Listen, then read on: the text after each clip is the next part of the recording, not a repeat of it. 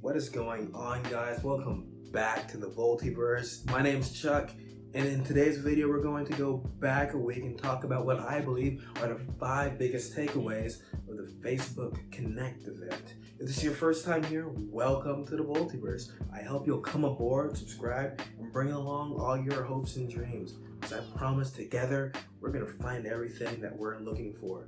Now, without further ado, let's go back a week.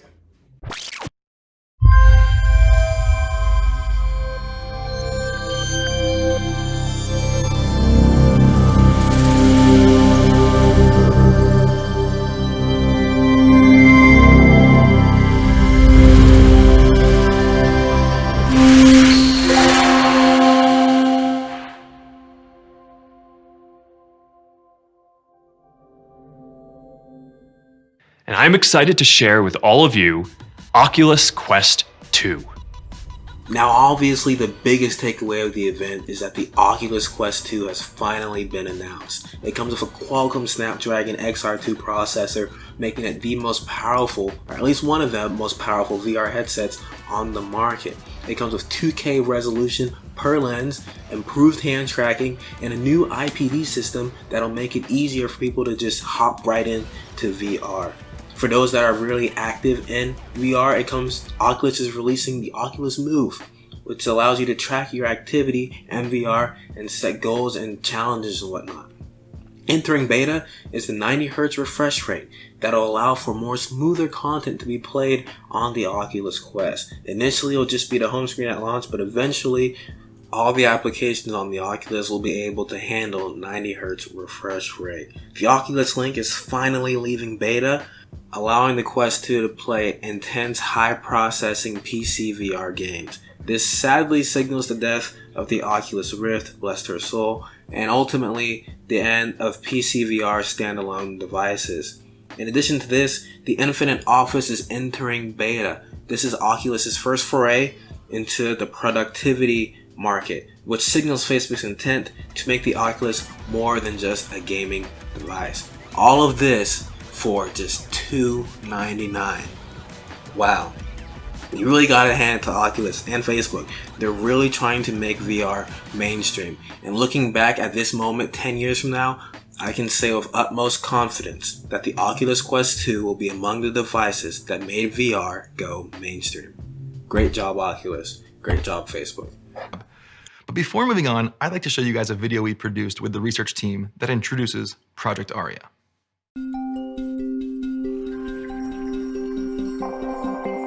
ARIA is a comprehensive sensor platform that you wear like a pair of glasses and is used for research purposes.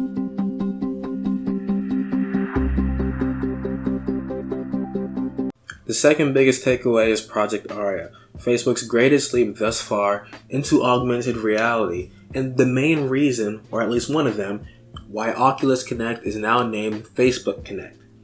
Now, the Project ARIA is just a research device. All it's going to do is capture video and audio from the wearer's point of view, as well as eye movement and location data, to get a better understanding of what it's like to move around the world at a human eye level.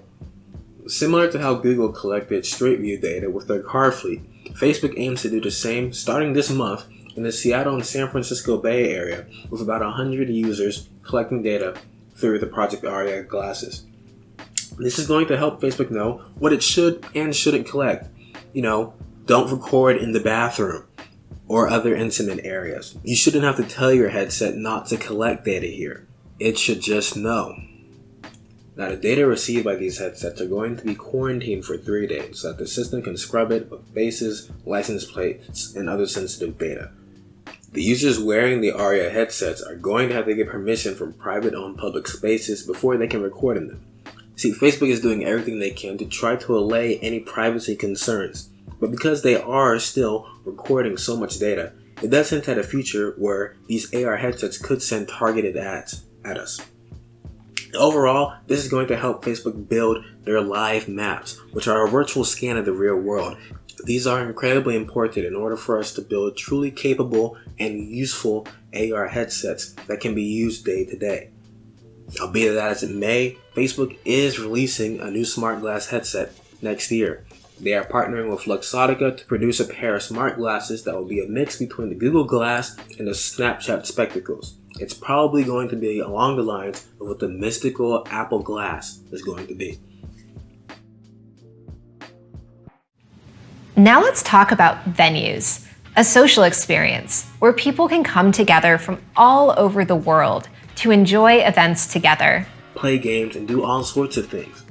Currently, right now, it is pretty bland. There's not much to do, but you can expect there to be significant upgrades coming to the future. What it is essentially is a preview of Facebook Horizons, a bigger social space, a whole social world. I'll do another video on that coming soon. Now these two, Oculus Venues and Facebook Horizons, are critically important. Why? Everything else on this list could fail, and Facebook would stomach it. Facebook, a social company at its core, desperately needs this to succeed, desperately wants it to succeed, and they'll do anything they can to make sure that it happens. I'm so excited to introduce Infinite Office. The Infinite Office is the fourth biggest takeaway from this event. There's a planned release for this winter, and it has some cool features like adjustable occlusion, which allows you to switch between pass-through view and immersive view. Pass-through is AR, immersive view is VR. It has a multi-screen display, and it allows your phone messages to appear in. You can link your virtual desk to your real-world desk, which should make working a little more familiar. One of the cooler things is that Logitech has made a specially designed keyboard for VR, which will allow you to use it while working in VR. Currently, like Oculus Venues, it is pretty limited, and integrations are going to be essential for its success over time. It's currently working with Spatial, one of the leaders in the productivity space, which is a step in the right direction. Finally, the fifth biggest takeaway from the event, AAA Games. Now, while Oculus might have bigger ambitions for the Oculus headset, at its core, it is still a gaming headset, and plenty of great games were announced. Great games like Jurassic World Aftermath, Assassin's Creed, Star Wars Tales from Galaxy's Edge, Population Zero, and The Climb 2 were all announced. I can't wait to play these myself, and I'm sure many of you feel the same way. If someone doesn't hurry up and catch up to Oculus, they might have a monopoly on their hands. I really gotta work on my jumps. Anyways guys, those are my 5 biggest takeaways from the Facebook Connect event. Guys, the VR industry is in an interesting place right now. The next decade is going to be so incredible, and I'm going to be covering and helping to build it all. If you want to be a part of that journey, please subscribe and we'll figure it all out together. If you enjoyed the video, please like and share it with your friends.